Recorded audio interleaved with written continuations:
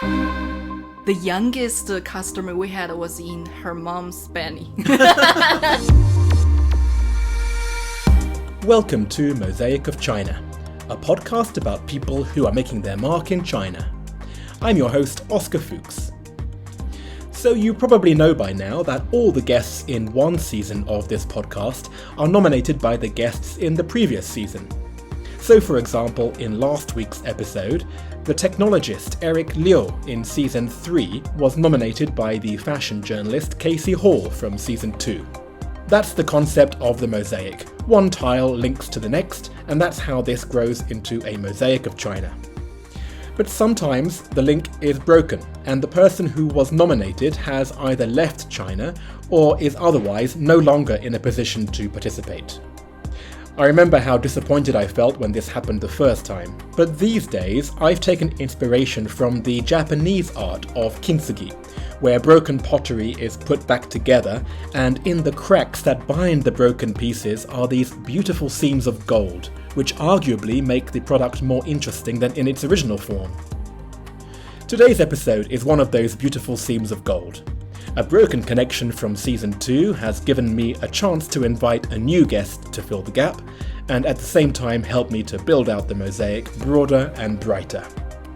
And there is still a loose connection to Season 2, because I originally met today's guest, Ashley Huang, through DJBO from last season, which I forgot to mention in the recording. So a big thank you to him, and let's jump into today's show. Ashley, great to see you. Oscar, great to see you too. I say that because we know each other over the phone, but we've never met in person until today. Yep, it's true. I feel we have been talking for a month. I'm in Chengdū, you are in Shanghai. Yes. So I'm here in Chéngdū. I've travelled all the way. Oh, it's so nice to finally meet you and talking to you. Me too. And great to be in Chéngdū. It's something that has come up in this podcast. Whenever we discuss things that are cool in China, at some point Chéngdū gets mentioned because a lot of cool is in Chéngdū. So Chengdū is right? Very amazing place. But before we go into that, why don't we start with the question that I ask everyone, which is, what is the object that you have brought which in some way describes your life in China? Okay, I bought two actually because I couldn't just choose one. This one is a toy, I should say. It's from Star Wars, Return of the Jedi. His name is Wicked, and he's the Ewok. It's still not opened. It's from the original mint. I really like him. He's like my favorite Star Wars character. Like it's a minority one, so small, but when I watch this movie, that's the most I remember. Everything else I forgot. And then my husband, Matt, he found this for me. For some crazy collectors, this would be a massive prize to have in their possession. Yeah, some people taking it very seriously. Ooh, I appreciate it myself. Do you know how much it's worth? I really don't know. Maybe like a few $100, really? Something like that. You never asked Matt. I didn't ask how much he paid. Yeah, I didn't. Okay, that's a bit of a clue in terms of what you do here, right? Yes. So maybe now is a good chance just to ask you, what do you do in China? I opened a American comic book store here, like the original comics. Marvel, DC, like superheroes, Star Wars, Star Trek. Got it. So something which is a very unique subculture. Yes. The comic book people. Yeah. Who do exist here in China. Yeah. It's actually much more than I thought. I thought like not that many, but actually there's more and more people. Well, let me carefully hand this back to you before I open it and it loses its value completely. Oh, yeah. But you said that there were two? Yeah, there's another one. Oh, I can hear it before I see it. Oh my goodness. Okay. This is I'm Tǔjiā minority. This is a minority hat. This is actually from my wedding hat. Really? Yeah. And I have a lot of silver, I don't even know how to say those, like hanging things, things, and they can be musical. Like every step, every move I make with my head, they will Shing, shing, shing. Wait, so how long did you wear this on your wedding? Few hours. Wow. Yeah. Well, I'm going to ask you to put this down. Okay. Otherwise, the listeners will have a headache. Yes. But already there's two unique things about you. Yeah. You said you were the Tǔjiā minority, did you say? Yeah. 土家族. Tǔjiā. Yeah. Your object is the Star Wars creature, and you mentioned that you first fell in love with the Ewoks when you first saw the movie. So was it that movie that first got you into comics? No, not that movie. The first one got me into comics was Iron Man. It was 2008. Iron Man, right. Back then, there's only that one movie, and that's it. And then I wanted to know more. Like, what is this character come from, and what did he do more? And as you go internet searching, there's more coming. And then, oh, it's actually coming from comics. It was because Iron Man I found out there is comics and also a much, much, much bigger universe. Multiple universes in the comic. So what was it about the comics in particular that hooked you? For the Marvel superhero universe, my favorite character is not Iron Man. It's a Scarlet Witch. Scarlet Witch? Yeah. She used magic. She's very powerful. In the movie, she was not the main character, but in comics, I like her a whole lot. Oh, so there's a whole line of comics just for her, are there? Oh, yeah. Okay. Like, she has her own title. Last year we had a TV show, it's WandaVision. WandaVision, yes, I heard about that. Yeah. It started to tell how strong her magic is. Somehow the magic get into me, because for Marvel I like Scarlet Witch. In DC Comics I like Zatanna. They both are using magic, so yeah, maybe I have a thing about magic. There's Chinese mythical stories. Is it the same kind of magic? I would say they all have their own unique way. I am from Tǔjiā minority. We have our own, I don't even know what's the English name we can call. It's not a really doctor, but he can do doctory stuff. Right. And like a traditional healer. Kind of like that, yeah. My dad told me back then when he was young, that's like the 70s or 60s. Sometimes he give you like the herbs or whatever, but sometimes he do crazy stuff. Like he would have a bowl of water, and then there's a pair of chopsticks. He would using a knife chop it. And then he would using some spell, blah, blah, blah, and then ask my dad to drink it with the chopsticks. And he actually did it. He magically healed, like nothing wrong at all. By drinking chopsticks? Yeah, don't do that, but that's his real personal story. I was like, wow. Sometimes I feel like, really? That's true? He said, yeah. Interesting. Yeah. Well, I'm fascinated by your story coming from the minority village. Yeah. This is one of the things that I really want to include more of in the Mosaic of China. I'm guessing things are a lot more modernized now. Oh, yeah. But tell me about some of the traditions that you still have. And where is the area where the Tǔjiā are located? Oh, yeah. I come from Hubei, Enshi. Hubei Enshi is a Miao and the Tǔjiā minority region. And I come from a very small village in Enshi. Our village is so tiny, like have 1,000 people. Seriously? Yeah, for China it's so tiny. We have our own festival. For example, most famous is 女儿节, Daughter's Day, if that makes any sense. Yes. It's called Daughter's Day, but actually it's like a dating day. Okay. Yeah. Girls bring their own handmade things. Like needlework. Yeah. Things like that. It's like put out for sale. And then the guys would come. If he is interested in this girl, he would come and ask how much is your thing. And the girl would check on this guy. If she's interested in him, they would start bargaining and the price will going down. If she is not, then the price will start going up, and then the guy knows and they have to, just go. Oh, that is clever. That would make life a lot more simple. We should all do that. I like your needlework, if you know what I mean. I can see why that is a fun tradition. So did you do that when you were a girl? Oh, I didn't, because I go to school. During that festival, I'm not home. Really? Yeah. That's because your school was not in the village? Yeah, no. Oh no, so is the tradition slowly dying out now? Nowadays, they're actually trying to pick it up, so it's a big festival for us now. If you go the more deeper countryside, it's actually still doing better. Got it. And is there a Tǔjiā dialect? Is there a language? Yeah. We have our own language, but no writing, so only oral language. I personally can't speak. Do you know Real any bad. phrases or? Hagza. We're using that a lot. It's like a, oh my god. Hagza. Yeah. It sounds like that. Yeah. Interesting. So is there any way to protect it? Like, do you know what's happening there? I don't know about this area yet. I may be gonna find it out later. Yeah.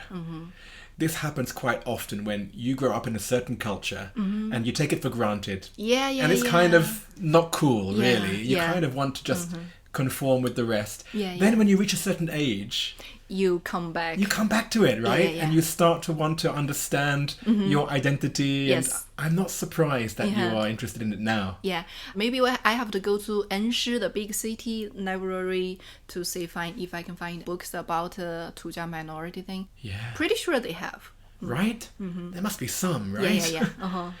Okay, well, good luck. I mean, I'm looking at your object. It must have been very special when you wore the whole Tǔjiā minority dress Yeah. for your wedding. Yeah. Do you feel pressure from your parents to, at some point, go back to the village, or do you think you'll stay in Chéngdū? Oh, they tried. Oh, they did? Yeah. They always wanted their daughter to go home, Yeah. And they tried a lot. I think they are giving up because they are telling me to buy a house here. Oh, really? Yeah. Well, let's talk about your life here then. I mean, how did someone from the Tǔjiā minority from that village become the owner of a comic book store in Chéngdū? What was the story there? It's a small story, just my university is in Chéngdū.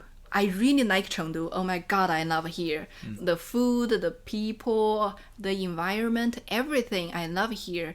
It was 2015. Yeah. I broke up with my ex. I don't have a job. So I don't have a reason to stay here. And my mom is like, come home. We have, this, that. Oh, that was the time she could have got you, right? Yeah. And then I was like, oh my god, I gotta do something. I gotta keep myself here. And then me and my friend, we were sitting, have brainstormed, and it was like, oh, Chéngdū don't have a comic book store? We can do that. We should do that. And then we started. Wow, so it was really out of necessity to stay in Chéngdū. Kinda, yeah. You said you and your friend. Who was that? My husband, Matt, we did this together. I handled the Chinese part. He handled the American part. He knows comics. Wait, there wasn't a comic store in Chéngdū. I mean, was there a comic store anywhere in China? Mainland, no. Really? Yeah, as I know, mainland, maybe they have a way to buy stuff online, but a real store, I think we are the first one in mainland. Wow. So what do Chinese people find interesting about these particular comics? Nowadays, since Marvel, DC, they all have their own movies, TV shows.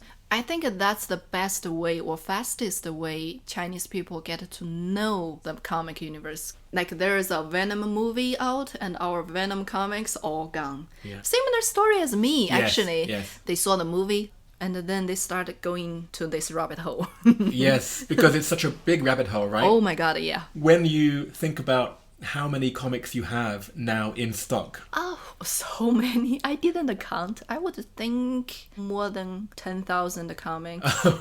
Because there's boxes of comics there. That's probably a fire hazard, I think. Oh, no. Let's not even talk about that. Yeah. Oh. So how the hell do you organize that? We tried so many different ways, but now is by the character's name, alphabetizing, Right. Aquaman, Avengers, Batman, Black Panther, Black Widow, Captain America. And then what else do you have? What else? We have signed comics. We have the really old comics. CGC is a comic that you grade it. You do what? I can grade its condition and put it in a special box that you cannot open it. Make it only for collecting. If you CGC grade it, the price went much more higher. I see. Yeah. This makes me ask the question, how do you price each of these comics individually? Like, you have to come up with a price yourself, right? There's no market value. Right? You are creating the market, pretty much. Yeah, how we price our comics is based on the quantity we got. Like if it's one issue, we got 100, then the price will going down. Oh, right. Yeah, but if only this one, of course, that's not much markup. Right. So it's totally depends. There are so many variable things. But we always try to make it fair. Well, that's making me think that you are selling to customers. This is a business, but it's a community as well. Yeah. Right? It's a very nice community. We are not like some other type of business bargaining and as like, oh, he is so into this comic, I'm gonna raise the price. Yeah. We don't do that. No. Yeah, I'm terrible at bargaining, so I love a fixed price. Yeah. I mean, who are these people then? Because when I think about people who are into comics in the US, it's usually people who are a certain demographic. Male, for sure. Yeah. Teenagers, but maybe people who are older, still trying to relive their teenage years. All of this is insulting, so I apologize. Tell me about the equivalent here in China. Are they the same kind of people? At our store, female is more than male. Really? Yeah, our customer actually, yeah. A lot of actually quite pretty girls. Because sometimes when we have foreign customer there, guys, they would be so surprised and come to me and says, what's going on here? I said, huh? What? And he goes, why there's so many pretty girls here? I was like, yeah, we do like this. Is that in their own country is only... Yeah, sorry again. Big, nerdy male customers. Right, that's the image, right? Yeah. I think part of have to do is Chengdū environment. Chengdū is a very open city, open-minded. And our customer, the girls into comics, a lot of them knows more than me. Yeah. They telling me stuff and I was go, this. I was, oh, wow. That's so interesting. Yeah, and the age group, I would say young people still more, of course. The youngest customer we had was in her mom's belly. Because the dad is into comics. So even the mom was still pregnant, they will come to our store like once a month or something like that. And then after she's born, she come to the store. I took photos. It's super cute. She would grab a like the profile book like a thing. catalog. Yeah, something like that. And I think she's the youngest customer we have. Very cute. And the oldest one would be like grandpa age. He is an artist. I don't know how he know about us, but he was there and we talked about his art and what type of art he likes, enjoys. But mostly it's still young generation. School kid or 20s, 30s, or even 40s. You're painting quite a nice picture. It feels like not only are you passionate about this, but you get to meet with people who are also passionate. Yeah. You can meet a lot of interesting people. This is where we can romanticize the life of someone who does this kind of thing, right? But have there been moments where you're like, oh God, why did we do this? Now we have this comic store and what is it now, 5, 6 years later? Yeah. 6. Yeah, more than 6 now. Have there been some hard times? Oh yeah, of course there had. We had like financial problems. Like I told you, we have so many comics there. That means money is stuck there. In the inventory. Yeah, it's in the inventory. Your cash flow is gonna be tricky. But eventually found a way to solve it. Thanks to internet nowadays, modern time is making life easier. We're also having logistic problem. Yeah. The international shipping is not easy. Matt was joking, says if I don't open the store, my next job, I could be a professional logistic person. Yeah. Because I know exactly what they should do. I figured out everything step by step. Oh, how to get it released from customs. Yeah. Like I have all the right paper, everything, and I have to tell them, you just needed to do this, you do that, and then... So you're telling them what to do? Yeah. Oh, man.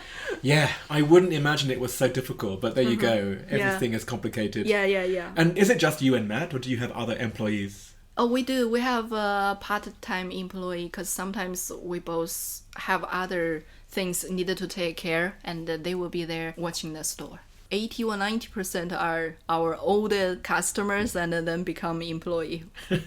I don't know if you're ever going to make it into the mainstream. I guess you don't want it to be mainstream, do you? Yeah, I kind of like enjoy this Subculture. Yeah. It's true. Like you gotta to explore and discover it. That's part of the fun. I feel. If you have the curiosity and then you want to learn more, that's the kind of person who will become a comic fan, right? Yeah. I'm saying it as though I am one, but I don't think I've ever opened a comic book. Really? Oh, you can start. We have a lot of options. Yeah. We haven't said even the name of your store. Oh. So this is how bad you are at marketing yourself. I am. Oh my god, what am I doing? So what is it in Chinese? What is it in English? We call our store 漫画人. English name would be comic book 人. 漫画人. Because comics is 漫画. Which is manga in Japanese, right? Really? Well, that's what manga is. Oh. Wow. What did you think? Hey guys, I've just taught the comic person about comics. Yeah. Maybe somebody who would like Japanese manga, because surely... We do, yeah. We do have that type of customer. They're like surprised, like, wait, where's the manga? We actually have not many, just one box of manga, but it's also printed in English. So maybe not the type they are looking for, but we have some, a little. Is there any kind of Chinese equivalent? No. There's a niche. You should somehow create a new Marvel-style comic line in Chinese for the Chinese market. Because all of your stuff is in English, right? That's going to limit your market, right? That's fair. Why doesn't it exist? They have Chinese, but they are all translated from English comics. Just the same comic, they translated in Chinese. That's it. But there has no actually, like what you said. Okay. That's going to be your new business line. You're going to be commissioning new comics in Chinese for the Chinese market. And I have to publish here. It's a little tricky in China. Does that affect you at all? Like, do you have any issue with these comics coming in from the States? Yes. Gotta be careful. Don't get into like anything political or, nudity or anything. That's not good. Yes. Well, good luck. Thank you. I hope that this podcast reaches the ears of people who are interested in comic books in China, because I want to support you in whatever way I can. Wow, you're so sweet. Well, I've shown you how ignorant I am about comics, so this is the least I can do for your time. Thank you. Thanks again, and let's move on to part 2. Okie dokie. Okay, the 10 questions. Bring it. Now you're starting to sound like a superhero. Yeah. Question 1, which actually comes from Shanghai Daily. What is your favorite China-related fact? Sichuan province gonna eat 300 million rabbit head a year. Yes, okay, so this is a Sichuan dish, right? Rabbit head. Rabbit head, yeah. I heard about this from Jamie Barris, who was our street food expert last season. Okay. I have completely forgotten about it until you've just said this. So I guess you eat it too. Yeah, I like it. I love it. You should try it later. I'm actually thinking after this we should go out and eat some rabbit head together. Yeah. Let's do it. I like it. 300 million. Yes. That's a lot, right? Where are all these rabbits? I don't know, from some farmer? Chengdū, we have a really good rabbit head or rabbit neck or rabbit hot pot. Have you ever had a rabbit? I've eaten rabbit. And my memory of it was that it was kind of bony. But it was like oh God, it's been a long time though. Oh, the hot pot I had, it's all meat. Okay. Not bony, very gingery. They use a lot of ginger inside. It's so good. Okay. You should stay longer and we can eat all of them. Well, I'm happy to try. Okay. Let's see. Okay. Next question, which comes from Rosetta Stone. Do you have a favorite word or phrase in Chinese? Yes, I do. 塞翁失马，焉知非福. Okay, I got something about a horse. Yeah. I got something about knot. It's the knot. Yeah. I'm nowhere near. Go on, what does it mean? Means misfortune might be a blessing in disguise. Oh. There is a story about it. There is a guy, he lost a horse. So that's kind of bad thing, he was sad. And then few months later, the horse come back with a female horse and a baby horse. So that's a good thing, right? But then his grandson was play with the baby horse and fall down and break his neck. Another bad thing.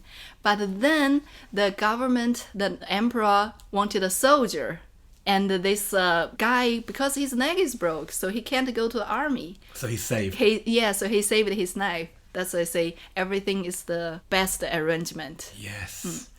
So this is it, right? Bad is good, good becomes bad, bad becomes good again. Don't worry about it. Yeah. I've heard that story before. But I obviously have not learned the Chinese. So say it one more time. 塞翁失马. What's the Wang?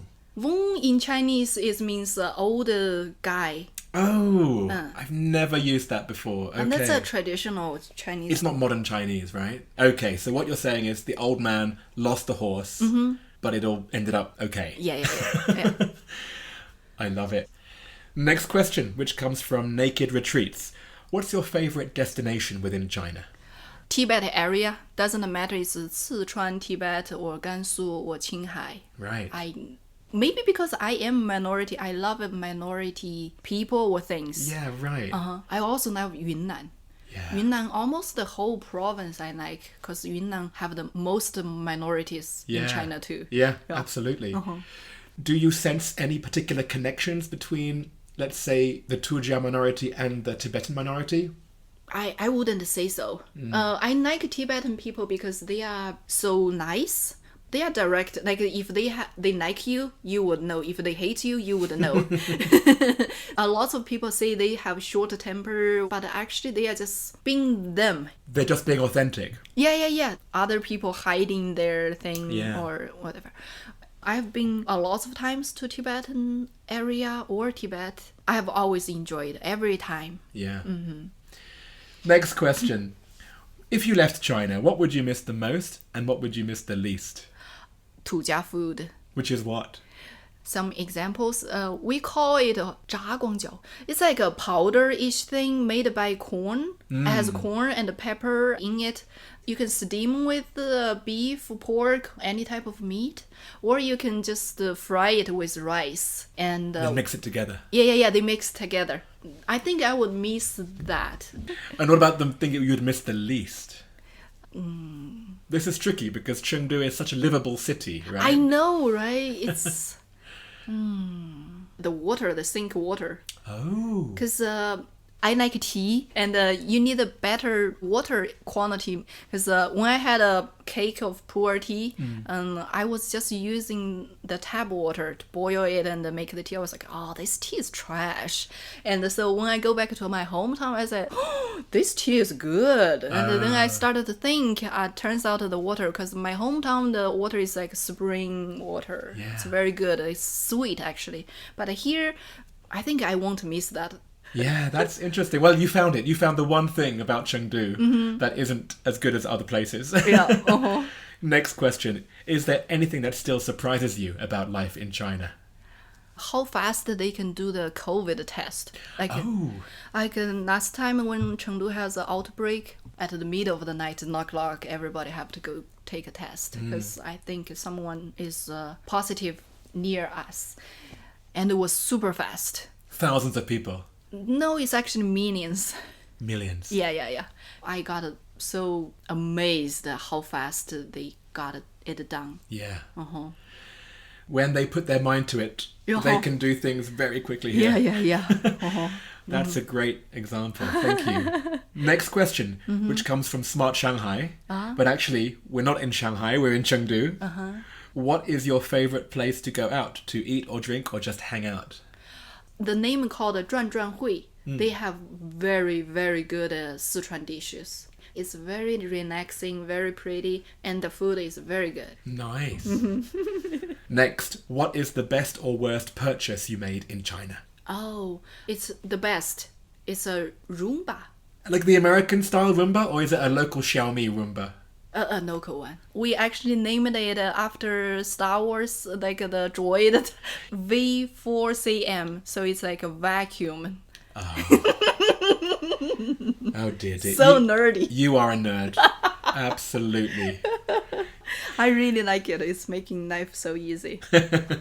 Very cute. Uh-huh. You're not the first person to say that. There was Sebastian Denez from season 1. It was his favourite, but it was the worst purchase of Eric Olander, who is a journalist from the US. Oh. So this is the third time that this answer has come up, but the second time that it's been the best. Oh. I'm also a nerd.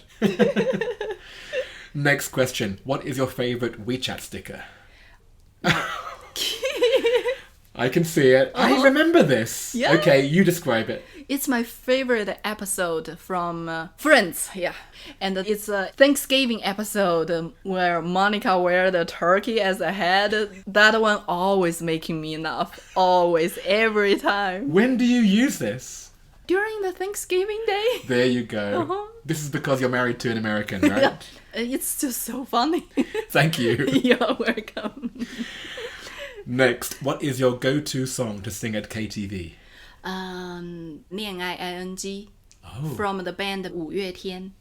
They are kind of like a new rock and roll type band. I've never heard it. Thank you. And finally, and this comes from JustPod, which is the studio that I usually use in Shanghai. We are not there today, of course. But what or who is your biggest source of inspiration in China? Traditional Chinese instrument or music. Oh, right. Yeah. 古筝 or 古琴, I enjoy it a lot. Your job and your life is about this Western style of art. But when you relax, is it? You listen to this kind of music? Yeah. And how does it inspire you? Let's say I have to translate a project. Oftentimes I just couldn't sit down quietly do it. I feel my mind is so like everywhere. I couldn't concentrate. But if I listen to the traditional Chinese music, they're just so comfortable for me, and I can just quiet down and then focus on what I do. Yeah. They relax me a lot. I love it. Well, Ashley, thank you so much. Oh, you're welcome. I really enjoyed that. I will not look at a comic book store without thinking of you. Oh! You've changed me. The last thing I would say to you is, out of everyone you know in China, who should I interview for the next season of Mosaic of China? I would recommend Shirley. Okay. She is so cool. She opened the first hostel in Shaxi, which is an amazing place. Shaxi in Yunnan. Yeah, Shaxi in Yunnan. Yes. You have to go. I've been, only for a few hours, because it's in between Dali and Lijiang, right? Yeah. Right in the middle-ish. Yes. It's so nice. And she had a... hostel. Right. She opened the first back then. Nowadays there become more. She also teaching disabled kids, for handmade project. She's just all kind of stuff. She do a lot of cool things. Like last time I saw her, she built a house, her own place from the ground, and then remodeling with Shaxi material and only the local work. People who working with wood, and she designed the whole house herself. Huh. Amazing. Well, I can't wait to meet Shirley, and I can't wait to go back to Shaxi. Oh yeah, go. Oh my god, I wanted to go there every day. Oh. If you could ask Shirley one thing, what one question would you ask her? Ooh, ask her. That's a surprise question.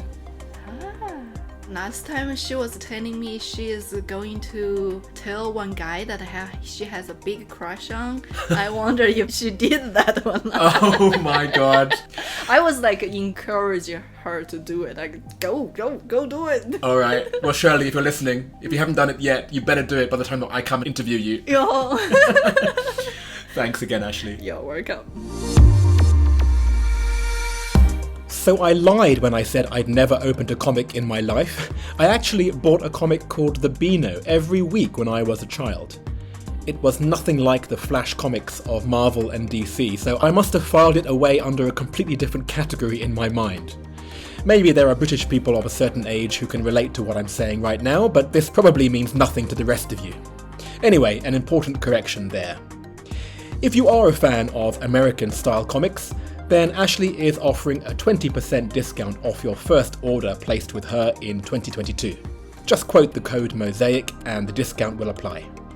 Another thing that I noticed when editing this episode is that Ashley didn't mention the name of her hometown. So I asked her, and it's called Jiashuping. I've included on social media some photos taken by her there, and you'll also want to check out the photos from the comic store, some others from her Tǔjiā wedding with Matt, her favourite WeChat sticker, and loads more besides. And speaking of all things Tǔjiā, Ashley also pointed me towards a song called Hagedza, which was that one phrase in the Tǔjiā language which we discussed. And, well, it's a doozy, so here's a little 20-second clip. I've put the lyrics in today's transcript, so I want you all to follow along and shout Hagedza in all the right places wherever you are right now.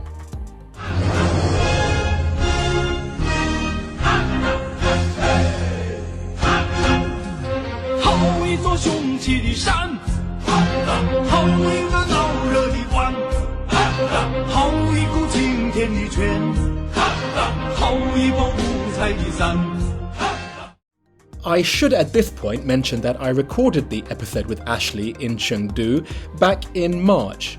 I then flew back to Shanghai and went into months of lockdown. I only say that because the timing of the release of this episode is a little ironic, since Chéngdū has just gone into a citywide lockdown as we speak. So I want to send my support to Ashley, Matt, and all my friends in Chéngdū. I hope this lockdown only lasts a matter of days rather than months. To hopefully give you and everyone else a bit of a laugh, I have a second little surprise, and that is a separate recording made by Matt from when Ashley followed up with her promise to take me out to dinner to eat rabbit head together. If you're watching the video version of this on YouTube, then you'll see the whole 1-minute video now. For everyone else, I'll just include an excerpt, and you can find the full video on social media. Just do a search either for Mosaic of China or Oscology, and you should find it. Open this. Alright. Yeah. Yeah, 2 minutes. No! It's just like a crab. Yeah. And then you can get the towel. Oh, open them.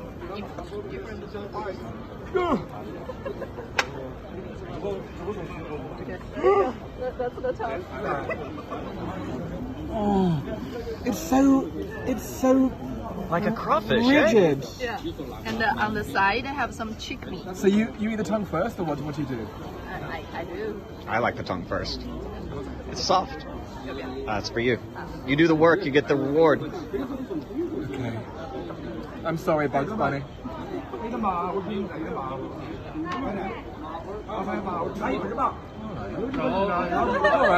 not bad. Not bad. That's not bad. Oh, I just thought about what it was, and then, yeah, I got a bit sick. I uploaded the video onto Patreon for all the premium subscribers there, and they also get the full extended version of the interview with Ashley, as of course do the subscribers on Apple Podcast subscriptions and Farjun. Here are some clips from that version. I have never been outside of China. How is this possible? You hitchhiked to Tibet. Yeah, to Mount Everest. You ended up becoming a girlfriend of the second teacher. From 1950s, it's like the golden age of comics. Interesting. Yeah. We didn't know we made it to 20 kwai, and he found it. He was so happy about it. Oh no. Yeah. Their service is terrible. They forgot our entire order. New Superman. He is a Chinese and he's from Shanghai. Oh wow. That would be his story. I think you could interview him. That's a good point. Why am I asking you? In our funeral, we sing. At wedding, we cry. When you are young, don't come to Sichuan. But you did come here when you were young. Yes. And finally, there are a few connections to other tiles in the Mosaic to point out.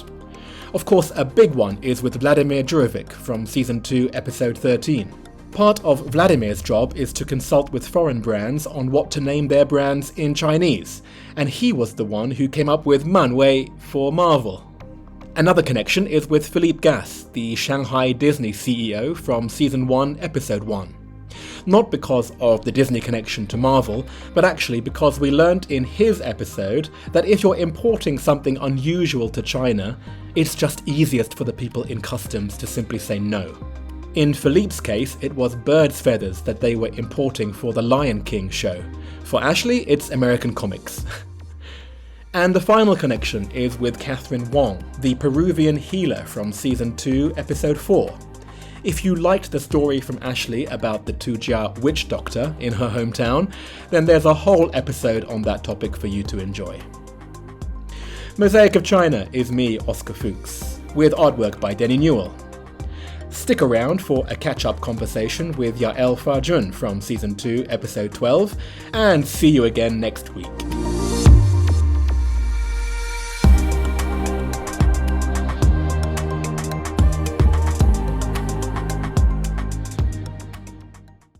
Hi, good to see you.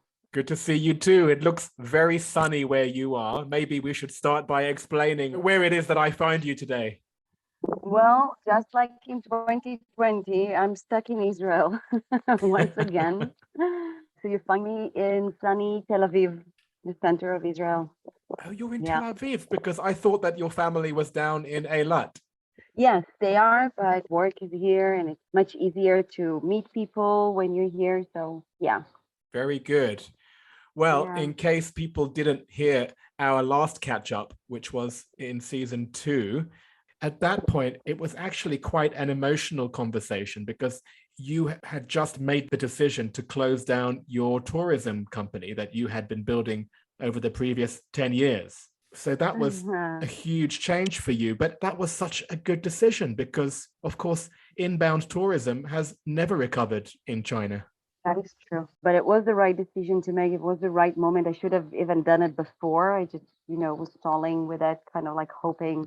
And releasing that helped me change my focus and energy and put them in another place, which turned out to be good. So all in all, things turned out to be okay.